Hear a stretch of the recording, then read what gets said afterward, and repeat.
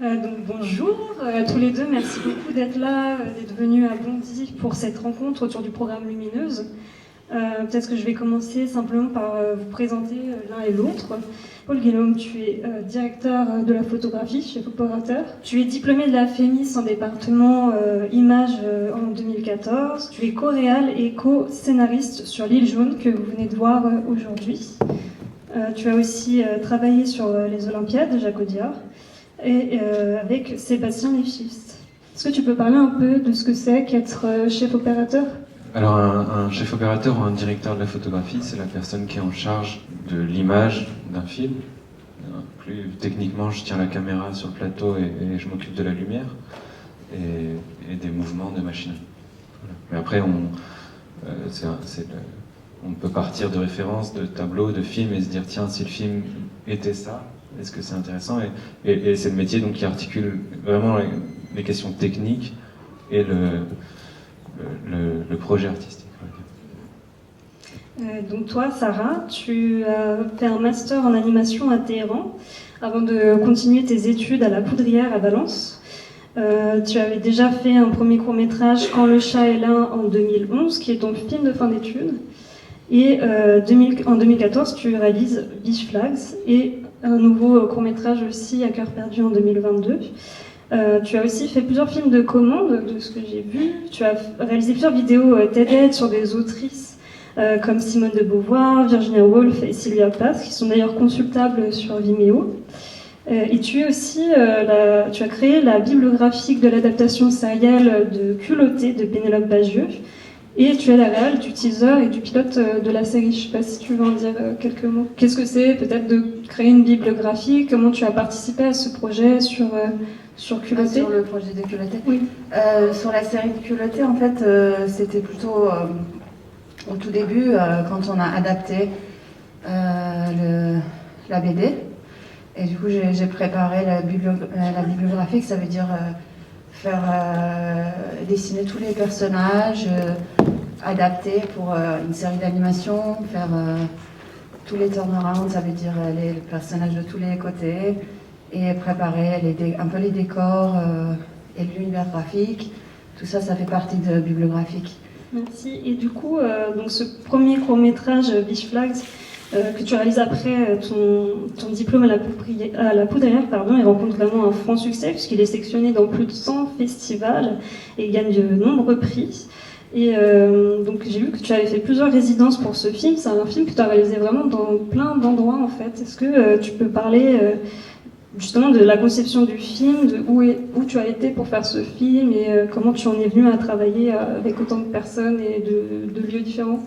Tout d'abord, j'ai participé à un pitch pour quand j'ai eu l'idée de mon film, et je l'ai pitché à MIFA, qui est un programme de pitch en parallèle de Festival d'Annecy de films d'animation.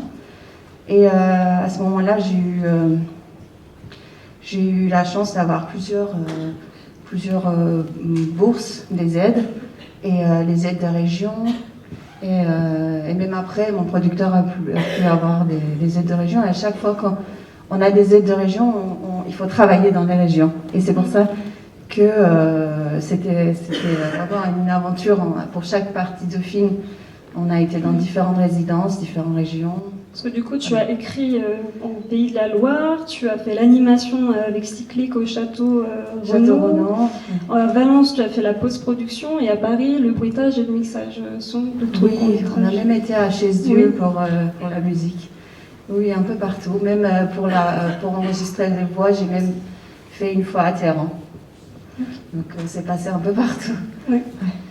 Et tu as tenu un blog d'ailleurs, qui un peu illustre toute cette partie-là de la réalisation, depuis le character design, le storyboard, l'animation. Et ça, c'est peut-être une ressource que vous pouvez aller consulter, parce que c'est vraiment hyper riche. En fait, tu retraces, tu as fait ça un peu comme un carnet de bord du projet. J'ai essayé, c'est pas très complet. Ouais. Il y a une partie de travail que j'ai essayé de documenter dans mon blog. Donc pour continuer à parler un peu du contexte de ces deux courts-métrages, donc pour L'Île Jaune, il semble que ce court-métrage-là ait vraiment nourri votre long-métrage Ava, sur lequel tu as travaillé également, puisqu'on retrouve cette jeune fille au regard perçant, la mère, un récit d'aventure. Et l'écriture des deux s'est faite un peu en parallèle, c'est ça? Oui, en fait, quand on sortait d'école avec Léa, on était d'une promotion qui est sortie en 2014. Elle a été formée au scénario. Le scénario de fin d'études de Léa était celui de Ava. On avait à l'époque beaucoup de portes à ouvrir avant de pouvoir faire un film quand même. Et Lil Jon, ça a été une sorte de répétition générale pour nous. C'est-à-dire que le court-métrage, c'est vraiment un moyen d'accès au long. Et on a essayé beaucoup de choses sur Lil Jon, notamment de tourner en pellicule. Et ça, je pense pas qu'on aurait eu les épaules ou même le courage de le faire, peut-être si on n'avait pas testé ça sur un format plus petit. Et après, dans les thèmes, oui, le cinéma de Léa est traversé par ces personnages féminins très forts, par une envie de faire des films d'aventure, et aussi bercé par les films qui, elles, ont été ses films de chevet. Léa, je crois qu'à 6 ans, elle voyait 2 films en boucle en VHS, c'était La Nuit du Chasseur et Freaks. Et que elle a eu tout de suite, elle est fille de psy, et je pense qu'il y avait un truc... Elle n'était pas protégée, et du coup, je sais que c'est un des thèmes qu'on va aborder, elle n'était pas protégée peut-être de la dureté du monde dans son éducation, et ça a fait le caractère qu'elle a, mais elle est forte. Ok, et c'est aussi une question peut-être plus pour Léa, mais sur laquelle tu peux répondre, je pense. En fait, dans un interview sur son court-métrage Les Oiseaux Tonnerres, je ne sais pas si tu avais travaillé dessus aussi. Non. J'étais assistant caméra. Ok. Et en fait, elle dit qu'elle part du décor pour élaborer le scénario. Est-ce que tu sais si c'était le cas aussi sur Les Jaunes? Est-ce que c'est vraiment important pour elle de partir d'un ancrage géographique pour élaborer une histoire autour? En fait, c'est arrivé, mais pour Les Jaunes, c'était pas son décor, c'était le mien. C'est-à-dire que Léa, elle a grandi dans le Médoc, elle a ensuite vécu à La Réunion. Donc Les Oiseaux Tonnerres, par exemple, ça se passe dans les marais du Médoc, avec une chasse traditionnelle aux alouettes, avec des filets qui s'abattent sur les animaux.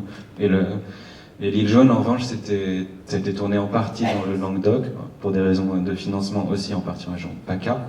Mais cette île, en fait, s'appelle Planas, c'est sur l'étang de Bages et de Sigean, dans la Narbonnaise, dans le parc naturel. Et cette île, c'était une île que moi je voyais quand j'étais petit. Et en fait, ce film, on l'a écrit, on savait qu'on voulait faire un film de vacances ensemble, on pensait pas qu'on allait faire, en un sens, un film aussi cher, parce que les financements sont arrivés, parce qu'on lance la machine de production, et d'un coup, on a l'aide de telle région, le CNC, et très vite, ça devient un film qui est plus du tout le film qu'on voulait faire à 2 avec un appareil photo l'été avec Ena, et c'est devenu un film avec une équipe. Mais pour l'écrire, en fait, moi j'avais dessiné juste une carte de l'étang de Bages avec tous les lieux, l'école de voile, tout à gauche de la carte. Là, c'est des marais. On s'embourbe quand on va là-bas. Là, c'est un banc de sable. Là, il y a l'île avec les oiseaux morts. Là, il y a cette île avec toutes les ruines. Et en fait, Léa, elle a dessiné un parcours sur la carte, qui était une espèce de carte au trésor, quoi. Et elle a écrit l'histoire comme ça. Okay. Et donc, elle est partie du lieu aussi. Okay.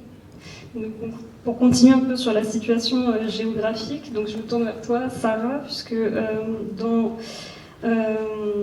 ce film, il parle de... Dans une interview, en fait, j'ai lu que tu t'étais intéressée à la situation des nageuses professionnelles en Iran, et qu'en fait, tu expliques qu'elles n'ont pas le droit d'accéder aux compétitions internationales, et que c'est uniquement la compétition de maître nageur qui est autorisée, donc c'est ce qu'on voit dans le film, donc c'est même plus une épreuve de nage, mais une épreuve de course sur la plage. Et donc, après tes études, tu es revenue en Iran pour aller chercher quelques nageuses et leur demander comment ça se passait pour elles, qu'est-ce qu'elles ressentaient vis-à-vis de cette situation. Est-ce que tu peux parler un peu de la rencontre avec les nageuses et de comment ça t'a permis d'élaborer ton scénario?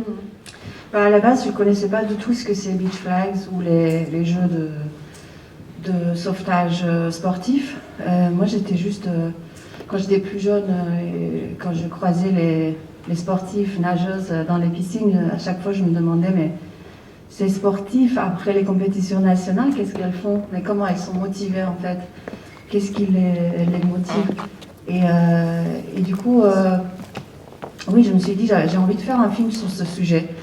Et à ce moment-là, je suis allée parler avec ces filles et on m'a dit, bah, effectivement, après les compétitions nationales, elles n'ont pas l'autorisation d'aller faire les compétitions internationales à cause de voile et tout. Et elles deviennent soit des maîtres nageuses ou voilà, c'est tout, il n'y a pas où change métier. Et, mais pendant cette conversation, quelqu'un m'a dit, mais en fait, il y a un jeu dans les compétitions de sauvetage sportif où les filles iraniennes ont pu participer et elles ont gagné. Et j'étais très curieuse de savoir ce que c'était. Et on m'a dit, ça s'appelle Beach Flags. Et comme c'est une course sur le sable, et elles n'ont pas besoin d'aller dans l'eau, du coup elles sont autorisées à le faire en étant voilées. Oui, du coup j'ai découvert qu'il y a plusieurs jeux de sauvetage sportif, et ça c'est une des jeux. Et ça c'est... Tout d'un coup ça m'a créé une image un peu bizarre de ces filles qui courent ces nageuses qui courent au bord de la mer mais qui n'ont pas le droit d'aller dans l'eau. Je me suis dit, mais c'est incroyable. Et puis, je me suis renseignée un peu plus et j'ai découvert que en fait, la Fédération nationale de natation est allée trouver une coureuse professionnelle et lui a donné un sort de permis qu'elle est nageuse ou sauveteuse pour envoyer cette coureuse dans les compétitions de Beach Flags pour avoir une chance plus élevée pour gagner. Donc c'est vraiment une histoire... Du coup, ça veut dire qu'en fait, cette petite chance pour les nageuses, les sauveteuses, de pouvoir participer à quelque chose d'international a été encore enlevée d'elle. Et j'étais choquée à propos de ça et j'ai essayé de contacter cette coureuse, mais elle n'a jamais voulu me parler en fait. Je pense qu'elle n'était pas très fière peut-être. En tout cas, elle m'a jamais parlé et c'est à ce moment-là que j'ai vraiment commencé à écrire le scénario. Et le sujet de ton court-métrage, du coup, il pose une question de choix à la fois technique et artistique, puisque c'est un court-métrage d'animation, mais est-ce qu'il aurait été possible de faire ce court-métrage en prise de vue réelle ? En fait, l'animation m'a permis de créer un film qui n'aurait pas été possible à faire vraiment en Iran parce que les plages des femmes, les piscines des femmes, tout ça, on ne peut pas amener des caméras à l'intérieur. Et aussi, l'animation, c'est ma passion, c'est mon métier. C'est pour ça que j'ai choisi cette technique.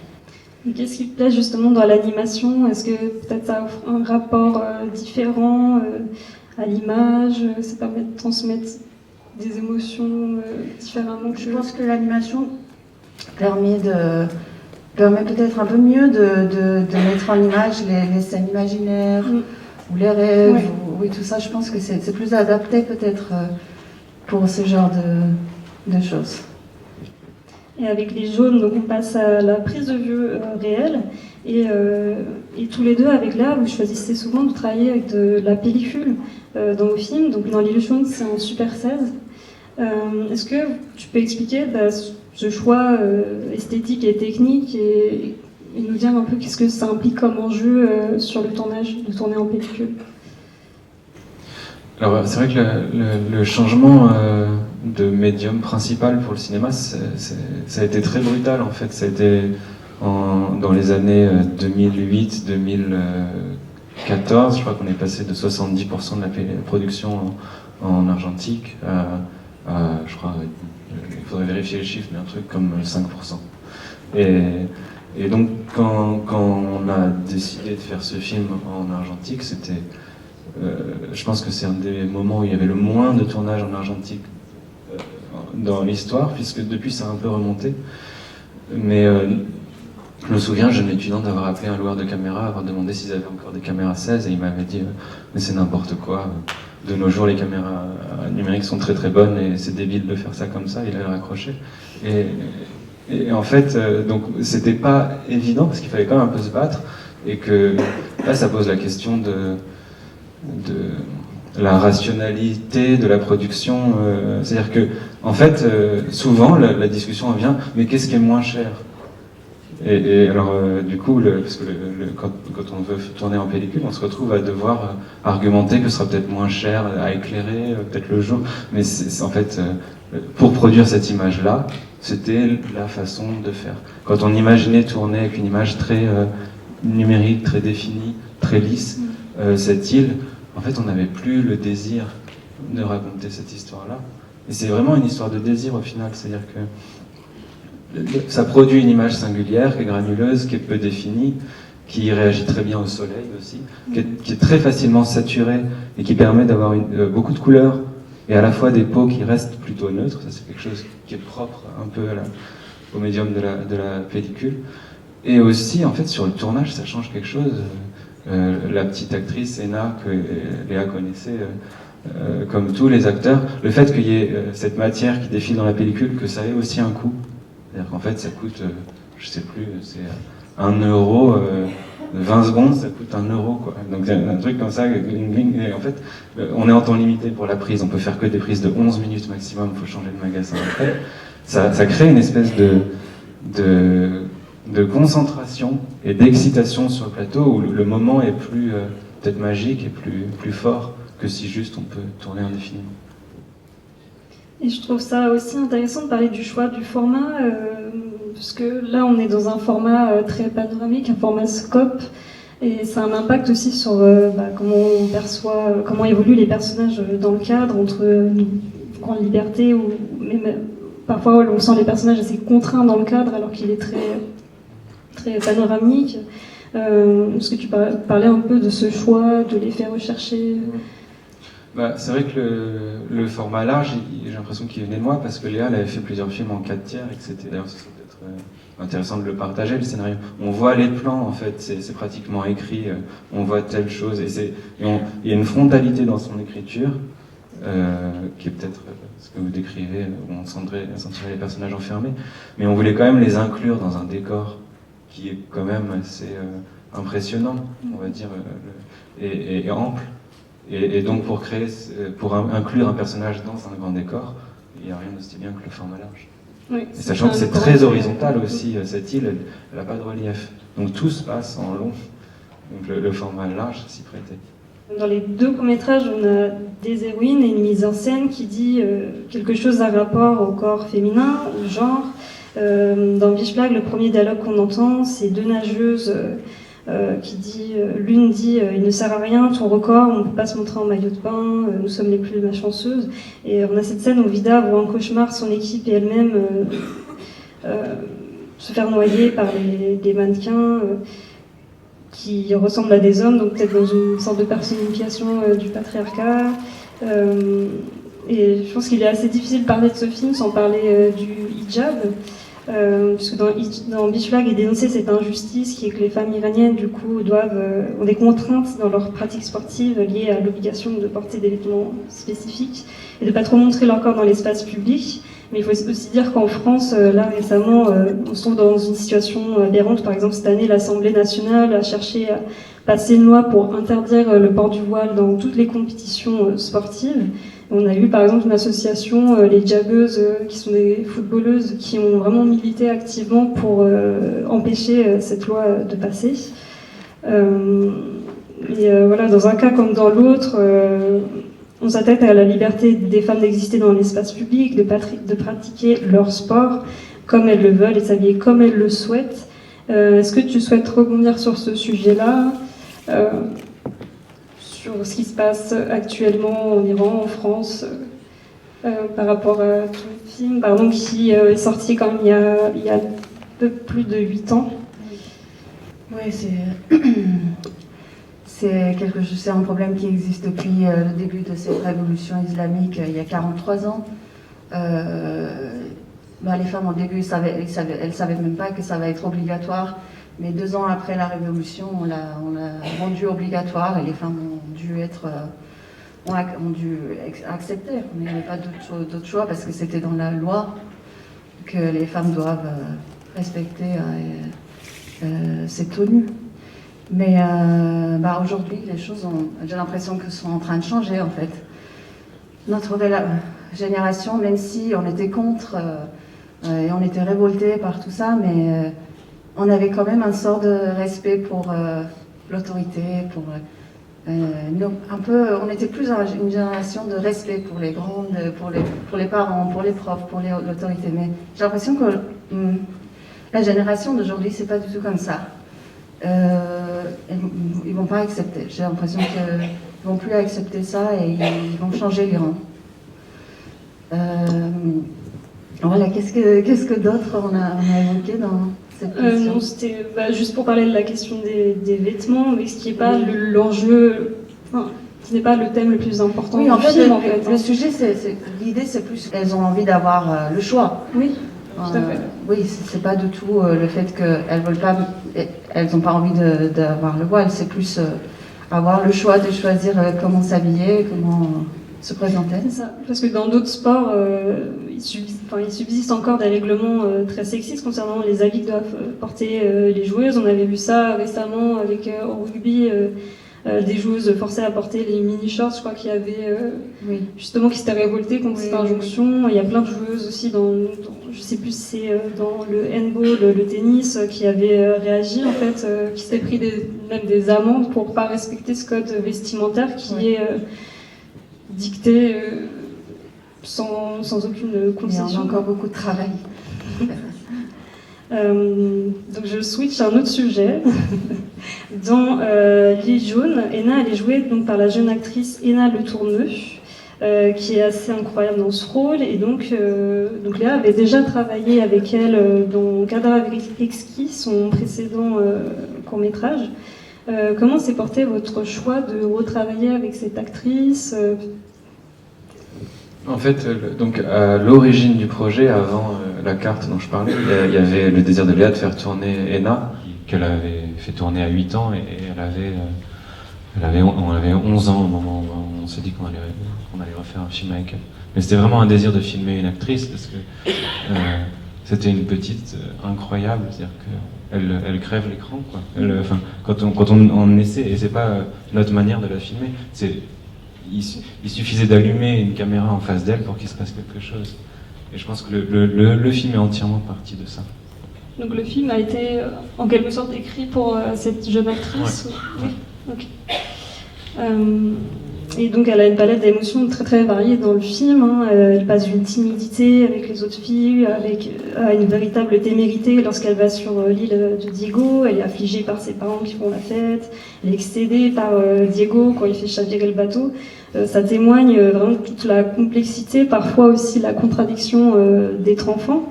Et d'ailleurs sur l'île, lorsque les deux jeunes se baignent ensemble après avoir passé la nuit dans la cabane, Diego a ce mouvement un peu d'agripper Enna dans une confusion entre le jeu, la romance.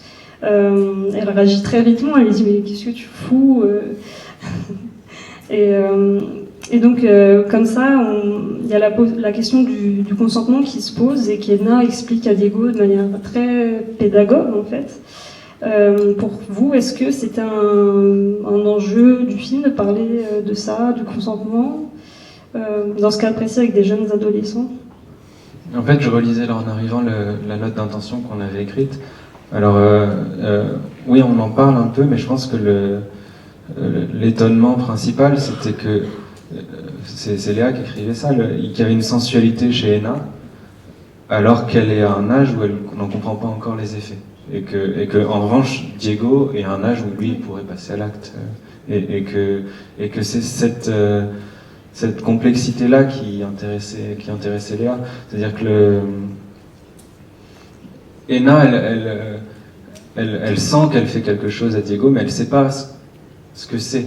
Voilà. Mais à la fois, là où l'actrice reprend le dessus, c'est quand elle doit jouer cette scène-là, en fait, elle le fait avec une telle simplicité et vraiment beaucoup de sérieux et tout ça, mais en fait, elle est tellement claire dans ce qu'elle dit, il y a des mots qui sont improvisés dans ce qu'elle dit, que je pense qu'elle remet les choses à leur place, mais très naturellement. Tout à fait. Et dans les deux films, en fait, ça change en fait des images qu'on a l'habitude de voir de petites filles obéissantes qui doivent dire oui à tout. Et pour les enseignants, c'est vraiment, je pense que peut-être Stéphane reviendra dessus, mais c'est vraiment une possibilité de faire un parallèle, même à travers tous les films de ce programme, où il y a vraiment personnage féminin assez fort qui s'oppose à des situations données. Les deux films posent aussi chacun à leur manière le sujet de la différence. Pour L'île jaune, c'est à travers le personnage de Diego qui a le visage à moitié brûlé, ce qui lui vaut les moqueries et le rejet des autres autour de lui. Et dans Beach Flag, c'est Sarah, la grande blonde aux yeux clairs qui fait tache par son apparence d'une part, mais aussi et surtout peut-être parce qu'elle n'est pas nageuse. Et dans L'île jaune, le personnage qui apparaît vraiment comme différent dans le film, c'est Diego du fait de son apparence. Et en fait, au fur et à mesure, il est toujours isolé dans le cadre.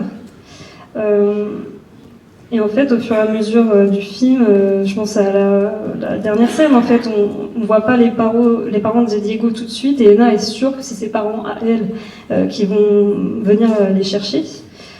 Et en fait, c'est finalement les parents de Diego qui viennent. Et sa mère, à lui, semble douce, affectueuse.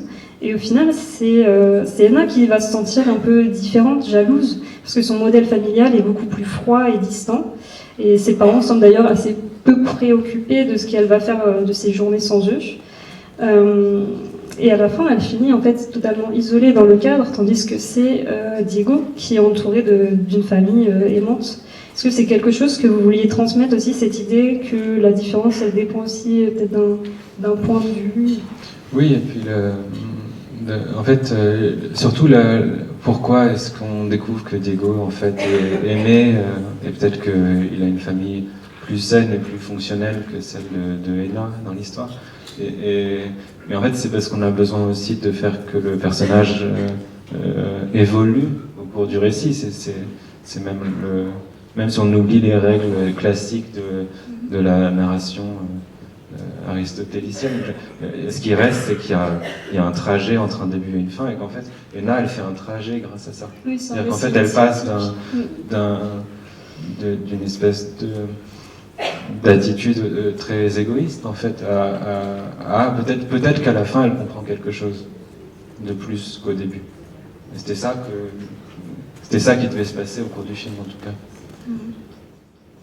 Et donc les deux films abordent aussi deux sujets difficiles. Dans Beach Flags, c'est la question du mariage forcé qui est abordée. Est-ce que tu peux expliquer comment ce choix de parler de ça à ce moment-là est intervenu dans l'écriture du scénario, qui en fait devient une partie très importante, un sujet très important dans le court-métrage? Oui, cette histoire de mariage forcé, c'est toujours quelque chose qui existe, et surtout dans les petites villes, les villages. Et on voit que Vida aussi, on voit une évolution dans son personnage. Là, au début, elle est très concentrée sur juste sa réussite, mais là, quand elle découvre que Sarah, elle est obligée à cet mariage, et que participer dans ces compétitions pourra la sauver, pourra l'empêcher de se marier en force, elle va faire cette décision de donner sa place à Sarah. Et je pensais que c'est quand même important d'aborder ce sujet, parce que c'est un sujet qui est important dans la condition des femmes en Iran. Et à la fin, du coup, la victoire de Sarah devient la victoire de Vida, et c'est un très beau symbole de solidarité. Oui, solidarité. Donc dans L'île jaune, vers la fin du film, le spectateur est face à une tentative de suicide de Diego qui est présentée vraiment de manière assez abrupte et crue. C'est une scène pas évidente qui va peut-être poser des questions aux enseignants qui choisiront ce programme. Est-ce que tu peux expliquer quelle était votre intention avec cette scène, comment vous l'avez pensée, que ce soit son imbrication dans l'histoire et puis le choix de cette mise en scène? Alors, déjà, je dois avouer qu'avant de venir, j'ai appelé ma mère qui est prof d'art plastique, qui était pour lui parler de ça, parce que j'avais besoin un peu de son regard, parce que c'est pas une question que nous on s'était posée aussi. Je pense qu'on ne mesurait pas l'enjeu que ce serait chez certaines personnes. En gros, la violence que ce serait. Après, le film n'est pas non plus réaliste, c'est-à-dire qu'il y a quand même une abstraction, il est en contre-jour sous un arbre, c'était quand même assez... Il y a une forme d'abstraction dans cette scène qui nous semblait importante, on n'est pas non plus dans un réalisme trop important. Et après, ce qu'elle me conseillait, c'était aussi que si le film est montré à des collégiens, c'est que déjà de prévenir un peu en amont qu'il y a une scène qui est violente, et aussi peut-être de parler de comment c'est fait, c'est-à-dire qu'en fait, évidemment, c'est truqué. En plus, nous, on n'avait pas beaucoup de moyens, donc il a un harnais d'escalade et pas un harnais de pendu, ce qui est complètement différent, c'est-à-dire qu'il est tenu avec les fesses un peu en arrière. Enfin, il y a un truc de SFX, donc d'effets spéciaux sur le plateau, qui n'est pas non plus totalement transparent. Mais je pense que ça nous a jamais trop dérangé que ce soit pas tout à fait réaliste, ce moment-là. C'est du cinéma et il y a quand même une dimension symbolique. Bon. Après, le fait est que c'est le tournant de l'histoire, c'est-à-dire que d'un coup, c'est aussi comme ça que la question du harcèlement se résout, c'est que ça peut avoir des conséquences atroces et que du coup, Ena a compris quelque chose de la souffrance, en gros, de Diego. Et pour finir, dans vos films respectifs, vous transmettez l'intériorité, le point de vue de vos héroïnes. Ça passe souvent plus par le regard et les silences que par les mots.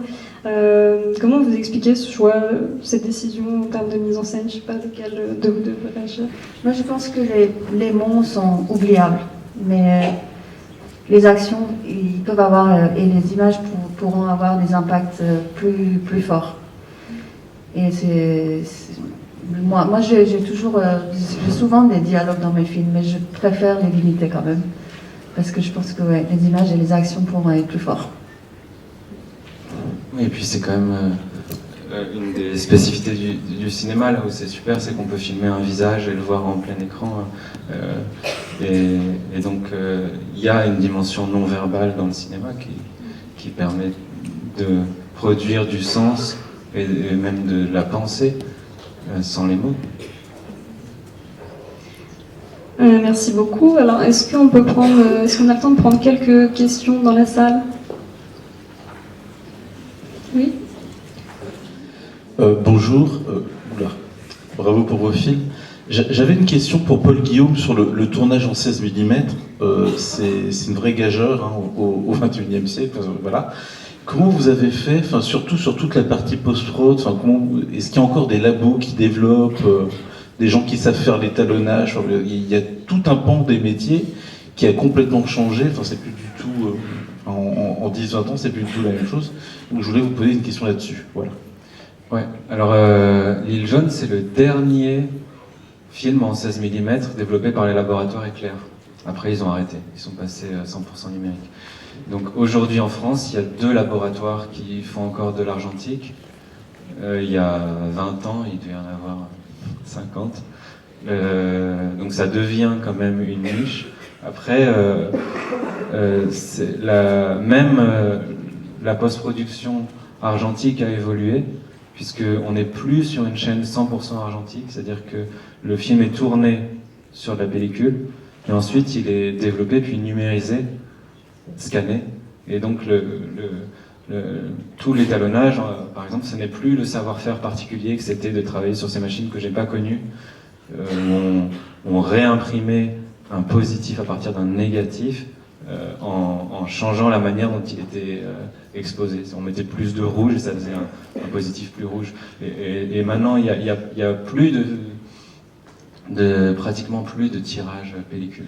Donc il y a encore des laboratoires qui savent le faire, le développement de l'argentique, mais en effet c'est vraiment niche, quoi. Donc il n'y a pas une grosse industrie derrière tout ça. Bonjour. Comment avez-vous travaillé le jeu d'acteur avec Emma? Alors Ena, comment on a travaillé le jeu d'acteur En fait, le film on l'a co-signé. Mais sur le plateau, on ne voulait pas non plus qu'il y ait trop de voix dissonantes, et souvent les couples de réalisateurs travaillent comme ça, c'est-à-dire qu'il y a quelqu'un qui s'occupe des acteurs, quelqu'un qui s'occupe peut-être plus de la mise en scène de la caméra. Moi, j'évitais de trop l'abreuver d'informations, je passais par Léa qui lui redonnait les infos. Et ensuite, je pense qu'avec Ena, Léa, elle était très concrète. C'est-à-dire que Ena, c'est quelqu'un qui est encore aujourd'hui, donc elle a 19 ans, très terre à terre. est très précise, c'est-à-dire elle avait quelque chose que j'ai rarement vu chez les acteurs même professionnels, c'est une capacité à intégrer une somme d'informations à la fin d'une prise complètement hallucinante. C'est-à-dire qu'elle pouvait changer la fin d'une phrase, se placer différemment quand elle fait un pas de côté au milieu de la séquence, et puis donner une autre émotion sur la fin. Et il y avait un côté un peu surdoué comme ça, où elle n'avait pas de problème à être dirigée. Et ça, c'est vrai que en casting, ce qu'on cherche vraiment, c'est, enfin, nous, avec Léa, c'est quelqu'un qui puisse recueillir des informations et adapter pour la prise suivante. Ça, c'est vraiment rare, en fait, au niveau où elle était, en tout cas. Il y avait quelque chose de inné chez elle. Et ensuite, on était assez... dans la scène où elle engueule Diego en montant parce qu'elle lui dit qu'il aurait pu la noyer, là, ça nous dépasse complètement, ce qui se passe, quoi. C'est que d'un coup, il y a un truc... encore une fois, elle absorbe la scène, elle la vole un petit peu, quoi. Bonjour, Nicolas, professeur de français au Collège Descartes, à Blanc-Ménil. Je me posais la question sur l'île jaune du personnage de Diego, et la question c'est pourquoi avoir choisi, pour parler de la déception amoureuse, un passage à l'acte d'un enfant qui se pend.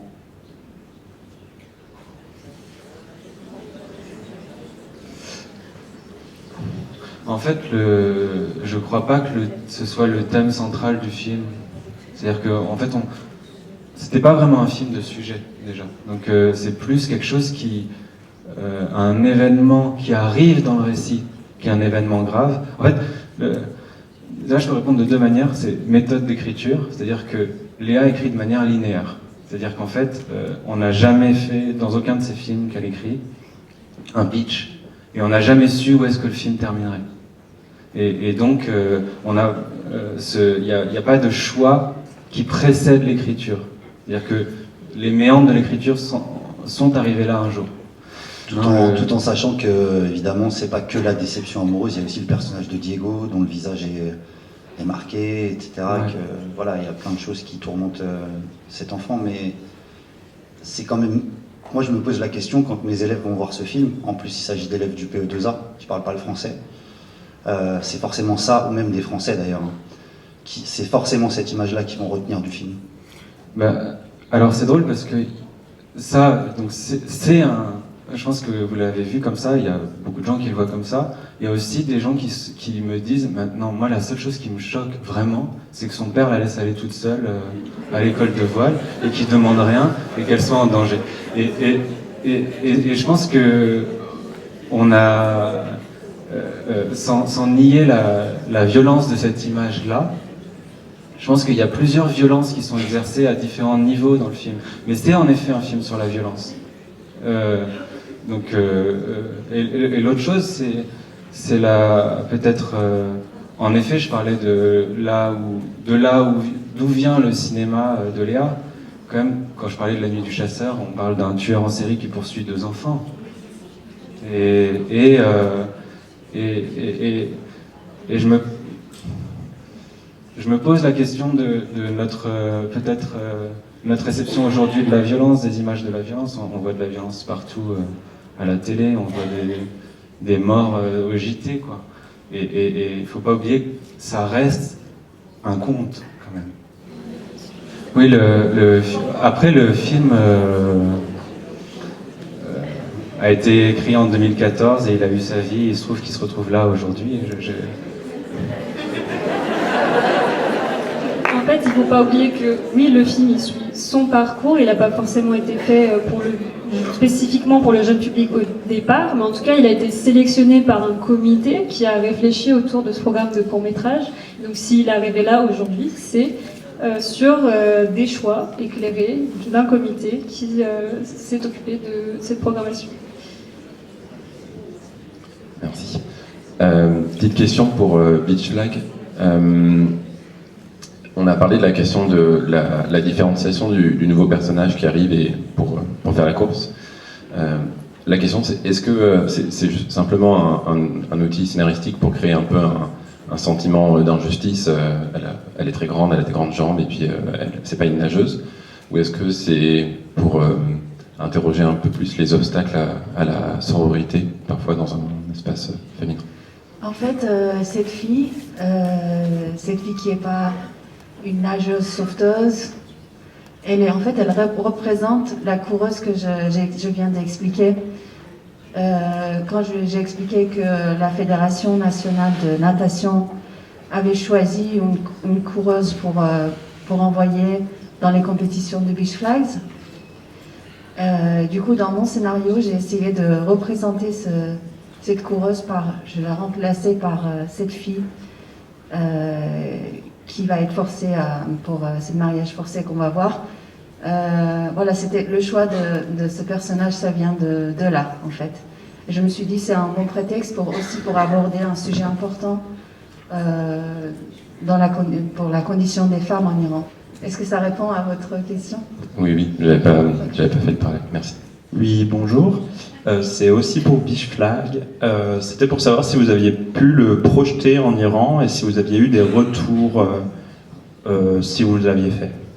Et en fait, au tout début, je n'ai même pas pensé à l'envoyer parce que je me suis dit, ils vont pas sélectionner pour le festival de film d'animation.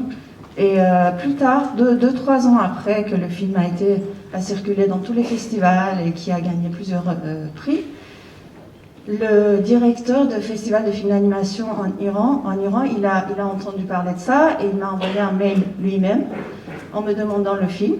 Je lui ai envoyé. Après, il a dit, si vous acceptez qu'on censure les scènes où les filles sont en maillot de bain, on va sélectionner le film. Mais du coup, ces scènes sont même en film d'animation, les dessins tout simples et tout. Ils peuvent même pas supporter les images de ces filles en maillot de bain. Et moi, bien sûr, j'ai pas accepté. Et je me suis dit, je lui ai écrit, j'ai dit, c'est encore une raison pourquoi ce film c'était important à faire. C'était important de faire ce film. Parce que même en dessin, on ne peut pas montrer les femmes en maillot de bain. Voilà.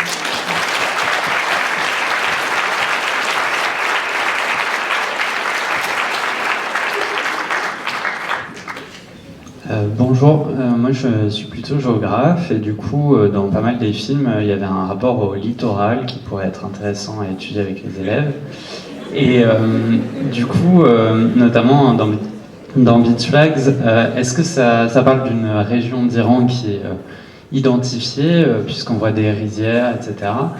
Et est-ce qu'il y a une culture de la plage en Iran? Est-ce qu'il y a aussi une possibilité pour les femmes d'aller à la plage en Iran?